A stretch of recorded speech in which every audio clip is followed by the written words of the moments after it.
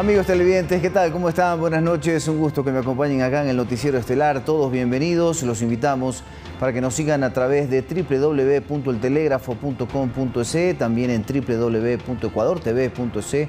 Además, ya estamos conectados en el dial de Pública FM y por nuestras redes sociales. Recuerden que ya cuentan también en sus pantallas con el código QR, que como siempre los invito a que lo escaneen con su teléfono celular para acceder a información actualizada y verificada que tiene para ustedes el telégrafo digital. Aquí arrancamos con la información. Acompáñenos.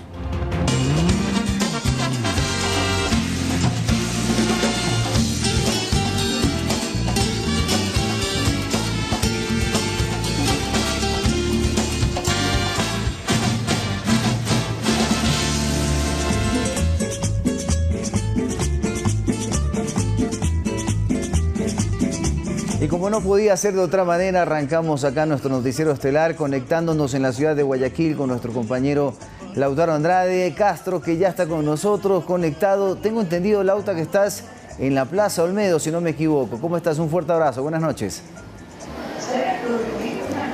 Hola Fernando, un abrazo para ti, también un abrazo para todos los guayaquileños en este día tan importante, 25 de julio, 490 años de fundación y la ciudad lo celebra por todo lo alto. Efectivamente nos encontramos aquí en la Plaza Olmedo, dentro del Malecón 2000, uno de los puntos más turísticos y con mayor cantidad de usuarios que lo visitan diariamente, hoy viernes de feriado local, pero hay mucha gente que viene, que camina. Hay varios shows artísticos, ahorita hay un payaso que está con niños haciéndoles reír, haciéndoles varias dinámicas, la gente escuchando música, comiendo, bueno, el ambiente porteño que el clima también acompaña porque a esta hora ya son más o menos 21, 23 grados, para mí ya hace frío, ya me siento un guayaquileño más, pero lo cierto es que han sido jornadas extensivas para poder traerles toda la información desde el puerto principal. Y hablando de eso, queríamos contarles que hoy se llevó a cabo la sesión solemne por los 490 años de vida de Guayaquil y lo hizo el gobierno nacional desde la gobernación del Guayas con participación del presidente de la República, Daniel Noboa Asín, junto también a todos sus ministros, la vicepresidenta María José Pinto y varias autoridades de Estado como Mario Godoy de la Judicatura o la titular del CNE. Lo que se hizo en este evento fue recordar la importancia que tiene Guayaquil en nuestro país, pero también condecorar a personalidades guayaquileñas y de otras partes que han contribuido tanto a esta ciudad como a nuestro país. Entre las condecoraciones más importantes podemos destacar la del ministro de Gobierno José de la Gasca, la de Cintia Yelibert, quien es la secretaria de Administración Pública y hasta hace unos meses fue vicepresidenta encargada, y también a José Julio Neira, quien está a cargo de la UAFE y también de la Secretaría de Integridad Pública. Combate directamente al lavado de activos. A ellos el presidente les agradeció por todo lo que están aportando y por eso les dio la condecoración más alta que entrega el Estado ecuatoriano. Ya en los discursos, el jefe de Estado se refirió a la decisión que tomó ayer, mediante un decreto ejecutivo, de reducir de 20 a 14 ministerios y de 9 a 3 secretarías de Estado. Dijo el presidente que ha sido criticado por esta medida, pero nos explica los motivos para haberla tomado. Ayer hemos tomado una decisión muy dura, una decisión que por años la gente pedía, la gente aclamaba, la gente decía que era necesario, que era sacar a la gente que no estaba comprometida con este país y darle la oportunidad a jóvenes, darle la oportunidad a personas y profesionales que nunca tuvieron una oportunidad de servir a su país, de servir con compromiso, de servir con amor, y no boicotear la función del Ejecutivo, ni tampoco tratar de parar o trabar a las acciones de las personas que sí quieren cambiar el país. Pero como les dije en un principio, este evento no solamente fue para hablar de coyuntura, sino para reiterar la importancia de Guayaquil y también dar una especie de compromiso por parte del gobierno nacional con todos los guayaquileños. Y el jefe de Estado indicó que hay un plan estratégico para implementarlo aquí en la urbe porteña y sobre todo centrarse en la seguridad, que es lo que más necesita la población. Hizo una comparación bastante interesante, vamos a escucharla. Amanecer. También caminando las calles del centro de Guayaquil, conversando con la gente, estando con los que siempre han sido vecinos míos, con los que siempre han sido parte del Ecuador, una parte fundamental también de mi vida. Y uno tiene que aprender de las ciudades. Uno a veces tiene que entender el urbanismo y tiene que entender, y basado en eso, ver un plan. Y ese plan es algo que lo vengo guardando desde muy niño. Y es que en Las Peñas, en la cual lo visité varias veces, uno puede ver algo, una lección que nos recuerda a todos los guayaquileños cómo somos y cómo es la ciudad. Y eso es bastante claro, que los cañones nunca se apuntan hacia nuestra gente. Los cañones se los apunta hacia los criminales. Muchas gracias. Los cañones contra los bandidos en 1500 y en el 2025. Pero tenemos más para contarles, y es que esta mañana también se conmemoró la batalla de Jambelí, aquel enfrentamiento naval en el que un cañonero ecuatoriano, el Calderón, se enfrentó al destructor peruano que le doblaba en tamaño y que tenía mucho más armamento, pero nuestra pequeña embarcación militar pudo defender nuestra tierra, defender nuestras aguas, y logró afectarlo y hacer que el destructor peruano se retirara. Esto sucedió en 1941 y es una fecha que se recuerda mucho porque además dio inicio como la Armada Nacional, y por eso conmemoramos también esta fecha. Escuchemos un poco más de este contexto histórico. De manera importante hizo afectaciones a ese destructor Villar, y nuestros héroes, que en este caso comandado este cañonero Calderón por el comandante Rafael Morán Valverde, en ese tiempo teniente de fragata, nos pudimos dar cuenta cómo él, bajo el mando de este comandante, pudo tener afectaciones importantes y nosotros regresamos a nuestros hogares sin ningún problema. Este es uno de los museos en estas festividades de Guayaquil, porque obviamente nuestra unión con Guayaquil es íntima por estar reunidos con las celebraciones del 25 de julio. Esta pieza es un museo actualmente, podrán ingresar todos los días de estas festividades, no solo sino también a todos nuestros museos navales. También tenemos el buque Escuela Guayas, que es nuestro buque emblemático, es embajador itinerante de turismo por los mares del mundo, a los cuales podrán visitar y acompañarnos.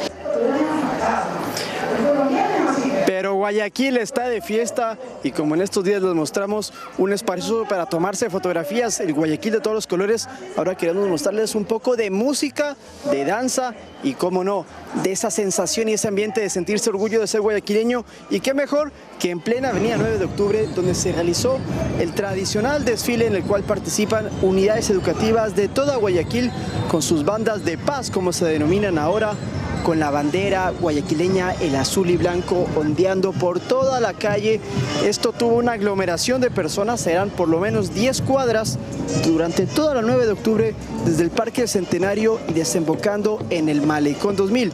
Evidentemente ocasionó pues que haya problemas de movilidad, pero llegaron muchísimos ciudadanos en familias principalmente para tomarse fotos, para escuchar la música y para compartir un momento lleno de guayaquileñidad. Como lo decían en las calles, a veces es un poco complicado para quienes venimos de afuera entender esa pasión que se siente el ser guayaquileño.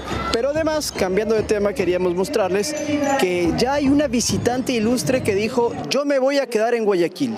Y estoy hablando de Mafalda, porque la estatua de esta conocida personaje de caricaturas ya está en esta ciudad y tiene su banca lista para que usted vaya y se siente con ella y también se tome una fotografía. Rodamos las imágenes de la estatua de Mafalda, que fue inaugurada este 25 de julio. Se encuentra en la 9 de octubre y Escobedo, junto a diario El Universo. Es una banca a la cual usted puede acercarse, le cobran $2 si quiere una foto un poco más profesional, o de lo contrario se toma un selfie o que alguien le fotografíe sin ningún costo. Llegaron también muchísimas personas, algunas no conocían a Mafalda, sabían quién es, de qué se trata, pero nunca habían leído una historieta de este personaje que lo creó Quino hace 60 años y todavía da muchísimo de qué hablar, porque es un personaje que tiene no solamente un tinte humorístico, sino es ironía, sátira política, y eso la ha hecho muy interesante. Es una estatua permanente, la primera ciudad del Ecuador, Guayaquil, que tiene a Mafalda, y la número 16 en toda Sudamérica. Pero vamos a cambiar de tema. Tenemos también un reportaje sobre la historia de Guayaquil, así que la vamos a poner para que recordemos el por qué el 25 de julio se conmemora a esta ciudad, aunque eso sí le advierto, le pueden confundir con varias fechas y con varias cifras, no se preocupe que aquí se las vamos a aclarar. Que los cangrejos o que la guatita, que el astillero, que Emelec o que Barcelona. Guayaquil es una ciudad de extremos. Acá no hay medias tintas. Dicen quienes viven ahí que siempre se habla con firmeza, aunque al resto no le guste, que nada de boberías y que nadie me anda con la boca abierta, que hay que estar pilas, abriendo los ojos, que lo que se siente se dice, aunque por ahí pueda causar más de un problema. Es Guayaquil, pero sobre todo son sus habitantes, esos que hacen de esta ciudad una de las más icónicas del continente. Y un poco de historia, Guayaquil se fundó en 1534 por el conquistador español Francisco de Orellana. En 1820 jugó un papel importantísimo y preponderante en la lucha de la independencia del Ecuador. La ciudad fue un centro de resistencia contra el dominio español. Guayaquil siempre respondón, siempre con voz alta y siempre desafiante. Si hablamos de turismo, la Perla del Pacífico propone muchas opciones. El Malecón 2000, por ejemplo, la Catedral Metropolitana o el Parque Histórico. Lugares únicos para disfrutarla. Guayaquil, entonces, es una ciudad que se enorgullece de su rica cultura y tradición. La ciudad es conocida por su música, danza y arte, y es un lugar donde se pueden experimentar las tradiciones y costumbres más profundamente ecuatorianas. Hoy, desde acá, le decimos a la ciudad más comercial del Ecuador que festejen por todo lo alto, que nos sentimos como hermanos y que su participación en el Ecuador de hoy es invaluable.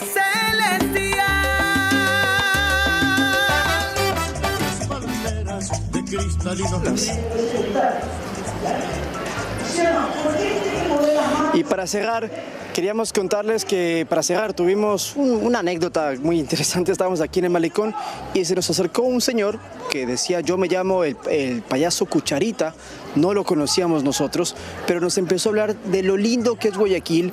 Él es un lojano de más de 60 años, pero dice que lleva 40 viviendo aquí en el puerto principal, que ha hecho familia y que sobre todo siente que es una ciudad a la que uno tiene que entregarle muchísimo y que quería hacerle una canción. Y cuando empezó a entonar unas palabras que él estaba improvisando, escuchamos a un saxofonista que estaba muy cerca del lugar. Hicimos esta composición, a ver si les gusta.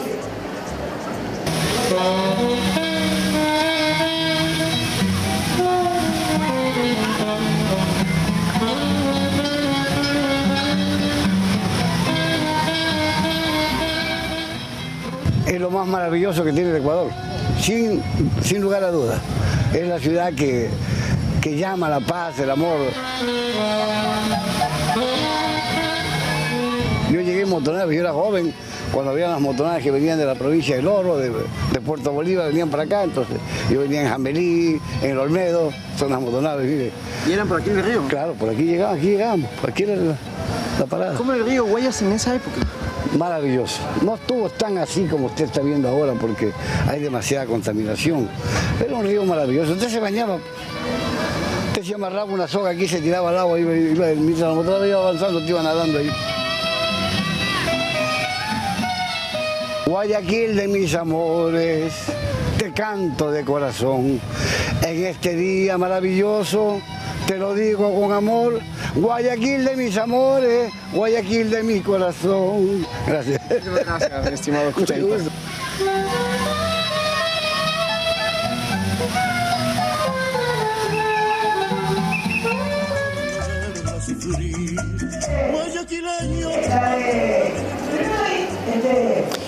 Perfecto, sí, perdonen que casi se nos va la luz aquí en estos momentos.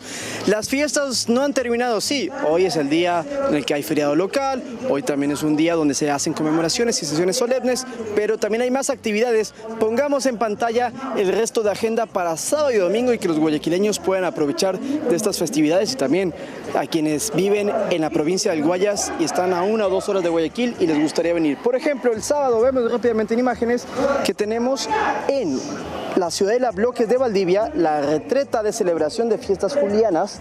Esto es a las 11 de la mañana, madrugue mañana 11 de la mañana, retreta de celebración de fiestas julianas, mientras que el domingo, ponemos la siguiente claqueta, de 7 a 12 horas hay una peatonalización de la avenida Víctor Emilio Estrada para que usted también entonces pueda caminar por todo el sector de Urdesa, que no solamente que la fachada de verdad que es espectacular, sino que comercialmente hablando también.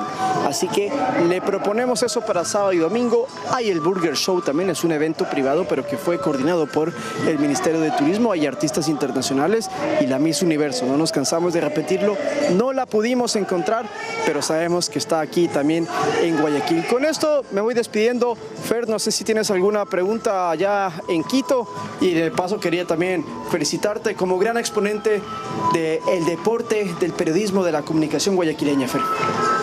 Muchas gracias, Lauta. No, completísimo tu informe, la verdad. Creo que no se te quedó absolutamente nada más que encontrar la Miss Universo. Creo que fue la gran tarea que nos quedó pendientes, así que definitivamente cumpliste con todas las expectativas, mi querido Lauta. La verdad es que Guayaquil está viviendo sus fiestas por todo lo alto y no puede ser de otra manera. Y la verdad es que uno como guayaquileño, orgulloso, muy contento de que estés allá y que estés rindiéndole honores también a mi ciudad. Así que mandarte un fuerte abrazo, Lauta, y muchísimas gracias por el informe.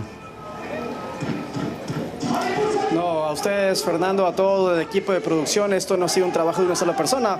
José Luis Gualotuña en cámaras, Daniel Ocaña con muchísima información tanto para Pública FM como para el Telégrafo. La verdad que han sido días que nosotros los hemos disfrutado. Muchos me preguntaban, bueno, ¿y cómo está la gastronomía guayaquileña? Les voy a confesar que casi no hemos podido comer porque hemos tenido que estar de un lugar al otro, pero muy gustosos de brindarles información en cada una de las emisiones de Noticias 7. Y es que uno aquí se inspira mucho teniendo el río Guayas, que es majestuoso, así sea de noche, pero uno lo escucha, uno siente la brisa.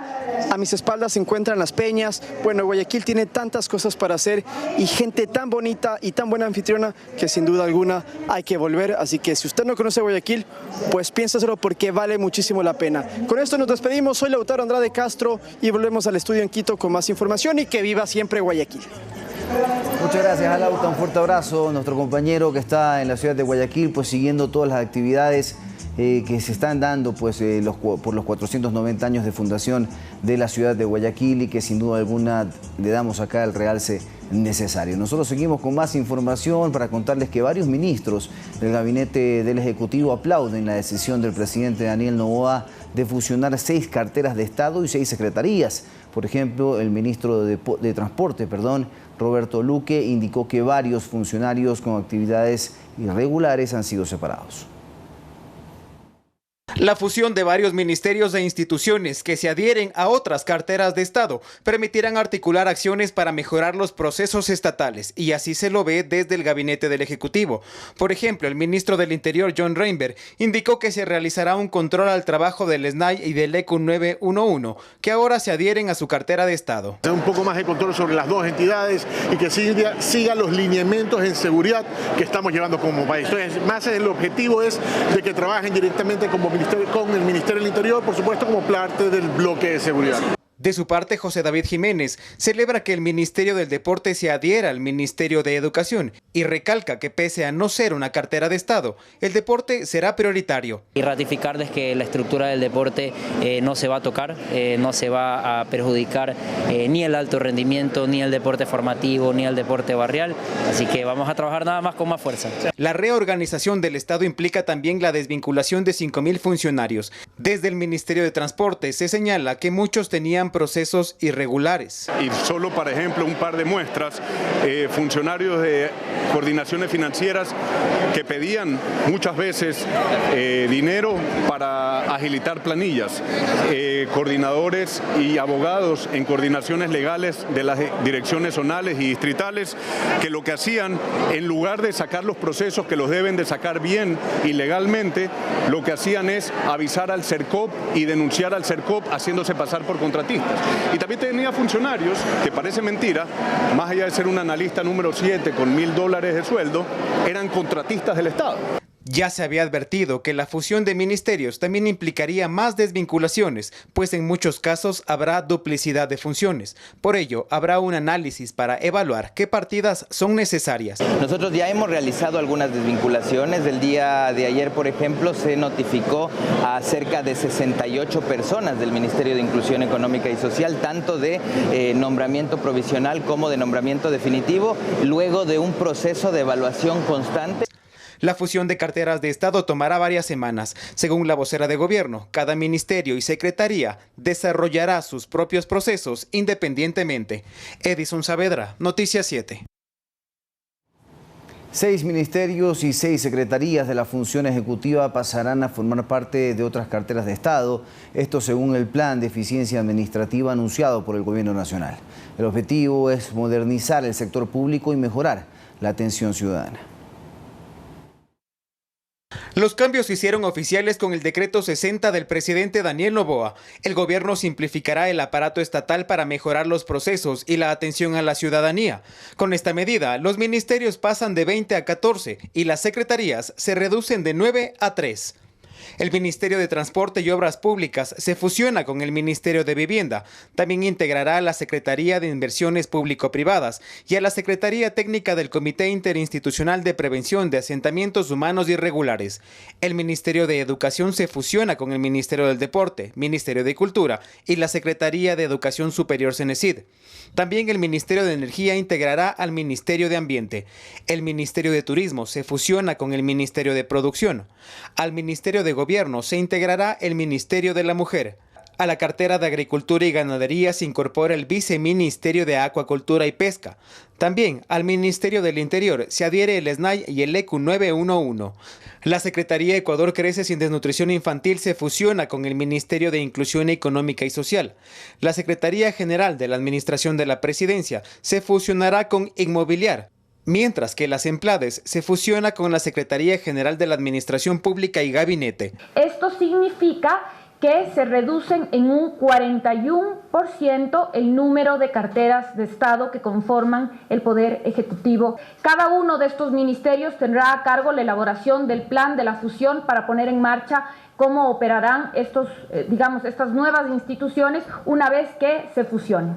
Además, dentro de este plan se contempla la desvinculación de 5.000 funcionarios públicos que no cumplieron parámetros de eficiencia pertenecientes al Ejecutivo, personal administrativo y del IES. Hay un informe por cada funcionario que está siendo desvinculado. Están excluidos de esta decisión médicos, enfermeras, enfermeros, personal docente, maestros, por supuesto, Policía Nacional y el personal de las Fuerzas Armadas. Hasta junio del 2025 se registran 490.993 funcionarios públicos. De esta cifra, 430.966 pertenecen a la función ejecutiva, por lo que las 5.000 desvinculaciones representan el 1.16%. El gobierno también indicó que en los próximos meses se abrirán nuevas partidas para jóvenes profesionales que quieran trabajar para el Estado. No serán 5.000 partidas, serán partidas que se consideren necesarias para dar el mejor de los servicios a los ciudadanos. La nueva ley de integridad pública impulsada por el presidente Noboa permite que personas que han sido separadas del sector público anteriormente puedan volver al Estado, y así se ha considerado desde el gobierno. Edison Saavedra, Noticias 7. Y el Consejo de Participación Ciudadana ya cuenta con las ternas de las 5 funciones del Estado que enviaron sus postulantes para integrar una vocalía en el Consejo de la Judicatura. Entre los aspirantes están la ministra de Trabajo, Ivonne Núñez, y el actual presidente de la Judicatura, Mario Godoy. Con la lista enviada por parte de la Corte Nacional de Justicia, se completaron las ternas para que el Consejo de Participación Ciudadana y Control Social pueda designar a los nuevos 5 miembros del Consejo de la Judicatura. Justamente la terna de la Corte Nacional de Justicia la encabeza Juan Carlos Benalcázar, doctor en Derecho, seguido de Alexandra Villasís, docente universitaria y abogada en libre ejercicio, y por último Mario Godoy, actual presidente del Consejo de la Judicatura, quien busca nuevamente una vocalía. De su parte, la Asamblea Nacional postuló a Fabián Favara, doctor en jurisprudencia. En segundo lugar está María Grijalva, abogada de profesión. Y en tercero, Carlos Espinosa. El pasado jueves, el presidente de la República, Daniel Noboa, ya remitió su terna con la ministra de Trabajo, Ivonne Núñez, a la cabeza, seguido de Damián Larco, director del SRI, y María Vinuesa, exfuncionaria pública. La Defensoría Pública postuló a Fausto Andrade, Wendy Moncayo y Alfredo Cuadros, mientras que la Fiscalía ya había enviado sus nombres con anterioridad. A la cabeza está Magali Ruiz, seguida de Nicolás Burneo y por último Estuardo Salvador, todos abogados. El Pleno del Consejo de Participación se reunirá este sábado para conocer los nombres de los postulantes y enviará la información a la Comisión Técnica para que se verifiquen los requisitos, prohibiciones e inhabilidades de los aspirantes. Los nuevos vocales del Consejo de la Judicatura estarán en funciones por los próximos 6 años, es decir, hasta el 2031. Edison Saavedra, Noticias 7. Y en el ámbito judicial, Daniel Salcedo, sentenciado a 30 años de cárcel, asistió la mañana de este viernes a la Fiscalía General del Estado para rendir versión sobre presuntas redes de corrupción en el sistema de salud pública y sobre una investigación relacionada a la supuesta filtración de información. Salcedo, quien actualmente cumple su sentencia en la cárcel 4 en el norte de la capital, para resguardar su seguridad, fue trasladado en medio de un fuerte operativo de las Fuerzas Armadas. Su abogado Renato Montero brindó declaraciones sobre la diligencia. Escuchemos. Entiendo que esta investigación nos han llamado a rendir versión por un delito de difusión de información restringida. Y quiere decir que finalmente lo que Fiscalía está investigando es la filtración de información que ha sido reservada en su momento y que entiendo que algunas personas o la persona investigada, pues en acusación de Fiscalía ha sido quien ha filtrado la información y en función de aquello Daniel Salcedo ha podido comparecer y poner a conocimiento su verdad dentro de esta investigación. Bien, y les contamos que el domingo 3 de agosto llega la nueva temporada de Perspectiva 7 con la conducción del reconocido periodista Félix Narváez, un espacio para el análisis profundo, plural y con enfoque ciudadano. Todo es cuestión de perspectiva. Nosotros hacemos una pequeña pausa, ya regresamos con más acá en el Noticiero Estelar.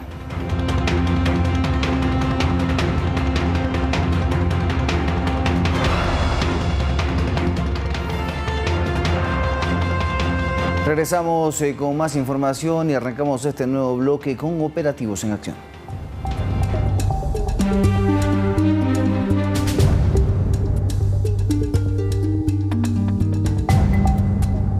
El bloque de seguridad a través de la policía dio un contundente golpe a 5 grupos de delincuencia organizada en las provincias de Guayas y Santa Elena. En el operativo Apolo 11 se realizaron 26 allanamientos que dejaron armas decomisadas, droga y 55 detenidos. Cerca de 300 uniformados se desplegaron en los distritos Libertad, Salinas, Santa Elena, Playas y Naranjito con el objetivo de debilitar las economías criminales de 5 estructuras delictivas que en base a la violencia buscan ganar territorio y hegemonía. Como son lobos choneros, grupos de delincuencia organizada como estas águilas, los lagartos. De manera simultánea ejecutaron 26 allanamientos en sectores estratégicos utilizados por estas agrupaciones criminales implicadas aparentemente en varios delitos. Además, el operativo Apolo 11 dejó como resultado 47 ciudadanos aprehendidos, 6 detenidos con boleta judicial y 2 adolescentes aislados. Vienen cometiendo algunos delitos como el robo de vehículos, robo de motocicletas, sicariato, extorsión, delitos y economías criminales que vienen causando zozobra. Entre los indicios encontrados, 28 armas de fuego, 226 cartuchos decomisados, 3 alimentadoras, así como 220 galones de combustible, 5 motocicletas recuperadas, 8 vehículos con reporte de robo encontrados. La policía exhortó a la comunidad a denunciar de manera reservada al 1-800 delito o al 131 recompensas. Esperamos la confianza ciudadana para que entregue la información que Policía Nacional necesita. La Policía Nacional reiteró su compromiso de seguir combatiendo las estructuras criminales que amenazan la tranquilidad del país y continuará desplegando operativos estratégicos para preservar la seguridad de los ecuatorianos. Iván Casamen, Noticias 7. Y durante la noche y madrugada del 25 de julio, la Policía Nacional ejecutó el operativo Apolo 4 en varios puntos del centro de la ciudad de Quito. Entre las evidencias, 92 armas blancas, droga, licor artesanal y armas de fuego. Trabajos de los ejes de inteligencia e investigativo determinaron varios puntos en San Juan, La Marín, San Roque y El Placer que aparentemente eran frecuentados por sujetos que se dedicaban al microexpendio de drogas, roba personas, descuideros, arranchadores, quienes aprovechando la menor oportunidad le echaban mano a cosas ajenas. Ellos operaban de diferentes formas. Unos pues tenían bajo su negocio de fachada, es donde expendían las sustancias sujetas a fiscalización, otros a través del cruce de manos. El operativo Apolo 4 dejó 7 detenidos por tenencia de sustancias sujetas a fiscalización, porte de armas de fuego, entre otros delitos conexos.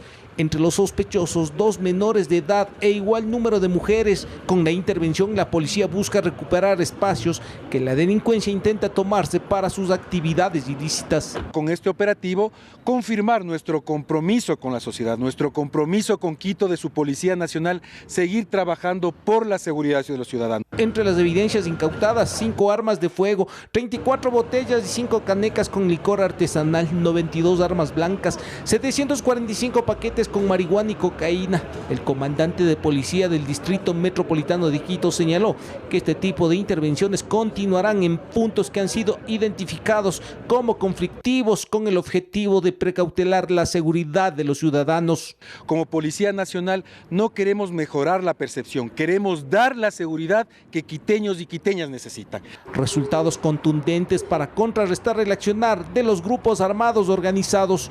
Iván Casamen, Noticias 7. Y a través de un comunicado, la Cancillería de Colombia anunció que Ecuador le notificó oficialmente su intención de deportar a ciudadanos colombianos que cumplen condenas en cárceles ecuatorianas. Esta no es la primera vez que se ejecuta una medida de este tipo. Ya en abril, 8 presos fueron trasladados desde Tulcán hasta la frontera con Ipiales. El gobierno de Colombia confirmó que recibió una notificación oficial de Ecuador en la que se anuncia el inicio del proceso para deportar a ciudadanos colombianos privados de libertad en cárceles ecuatorianas. La medida fue comunicada por la Cancillería del vecino país y forma parte de la estrategia impulsada por el presidente Daniel Noboa para descongestionar el sistema penitenciario. Según el propio mandatario, el objetivo es repatriar a más de 1.500 colombianos actualmente detenidos en el país.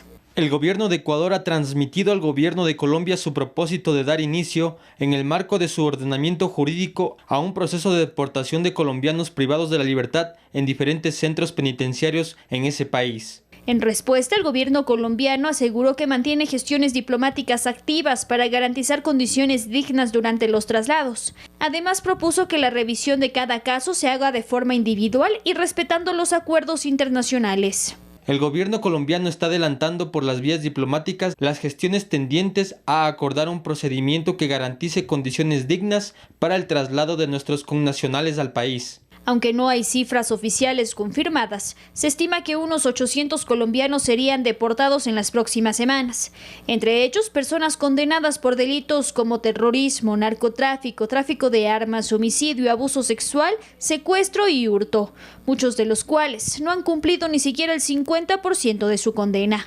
El anuncio se suma a una primera acción concreta registrada en abril, cuando Ecuador deportó a 8 colombianos recluidos en la cárcel de Tulcán, quienes fueron entregados a las autoridades del vecino país en la ciudad de Ipiales. La deportación se apoya también en una nueva legislación ecuatoriana aprobada en junio, que autoriza la expulsión de presos extranjeros y prohíbe el reingreso por un plazo de hasta 40 años. Actualmente hay alrededor de 3.300 presos extranjeros en Ecuador. El país mantiene desde hace años un programa de repatriación que ha incluido a nacionales de Colombia, Perú, México, El Salvador y otras naciones. Emilia Reynoso, Noticias 7.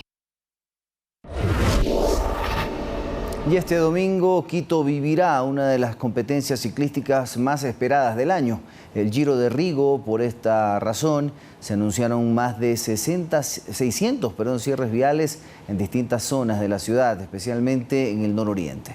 Las restricciones empezarán desde las 5 de la mañana y se extenderán hasta después del mediodía. Este domingo 27 de julio, Quito enfrentará un operativo vial masivo por la competencia ciclística Giro de Rigo. La ciudad tendrá 600 cierres viales y restricciones que afectarán desde muy temprano el tráfico en zonas claves como el centro, sur y los valles de Tumbaco y Los Chillos. Los bloqueos inician a las 4:30 de la mañana en el centro y en el sur. En los valles, incluyendo Ruta Viva, Los Chillos y Tumbaco, los cierres comienzan a las 6 de la mañana. La carrera se extenderá hasta las 2 de la tarde, cuando se habiliten las vías conforme avancen los competidores, incluyendo la avenida Ladrón de Guevara desde las 2 de la mañana, que se habilitará luego de las 2 de la tarde. Los ciclistas recorrerán 3 rutas de 130, 90 y 50 kilómetros, con salida y llegada en la pista de Los Chasquis, en el sector de la Vicentina. Las rutas atraviesan el centro histórico, avanzan hacia el Triángulo y luego se dirigen a distintos valles según la longitud. La AMT desplegará 733 agentes civiles de tránsito y unos 580 elementos logísticos para controlar los bloqueos y gestionar los desvíos, que incluyen rutas como la 5 de junio, Rodrigo de Chávez, Napo, Alpaguasi, Ana Paredes de Alfaro, Simón Bolívar y Osvaldo Guayasamín. Además, la ruta Viva, que conecta con el aeropuerto Mariscal Sucre, será temporalmente cerrada en el sentido Quito-Aeropuerto desde las 6 de la mañana hasta aproximadamente las 12 del día, entre la avenida Simón Bolívar y la vía E35. Para aliviar la congestión, se habilitará el contraflujo en la avenida Velasco Ibarra entre la Napo y el Sena, solo en sentido oriente-occidente, desde las 7 de la mañana hasta la 1 de la tarde. Emilia Reynoso, Noticias 7. Y atención a los ciudadanos quiteños, porque la capital está bajo una alerta por calor extremo. Se esperan temperaturas de hasta 27 grados centígrados entre el jueves 24 y el domingo 27 del presente año, según reportó esto el Centro de Operaciones de Emergencia del Distrito Metropolitano. El incremento de temperatura se registrará entre las 10 de la mañana y las 16 horas en la tarde en 12 parroquias de la capital, incluyendo zonas del norte, centro y sur, como La Mariscal, Calderón, Chillogallo y Quitumbe. El Instituto Nacional de Meteorología e Hidrología, INAMI, explicó que el calor se debe a una reducción de humedad y la presencia de aire seco desde el Pacífico, lo que provoca menor nubosidad y una radiación solar intensa, especialmente el sábado 26 y el domingo 27 del presente mes.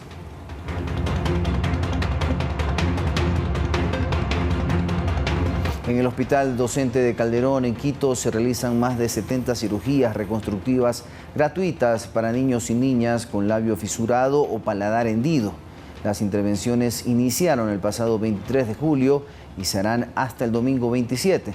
Los pequeños de entre 6 meses y 18 años serán atendidos por un equipo multidisciplinario de especialistas en salud. Las evaluaciones médicas están abiertas desde las 7 de la mañana hasta las 3 de la tarde, del miércoles hasta el domingo. Esto en el área de consulta externa. Además, las familias pueden hacer consultas u obtener orientación médica escribiendo al siguiente número de WhatsApp. Anoten, por favor, el 098-401-4908. 098-401-4908. La iniciativa forma parte de la misión número 160 de Operación Sonrisa, en alianza con el gobierno ecuatoriano.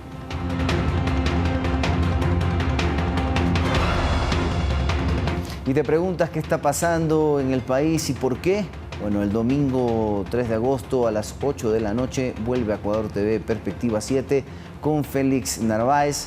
Una mirada clara, plural y crítica sobre los hechos que son noticia en el país. Todo es cuestión de perspectiva. Nosotros hacemos una pequeña pausa y cuando regresemos lo hacemos con los deportes junto a mi compañera Nali Vasco.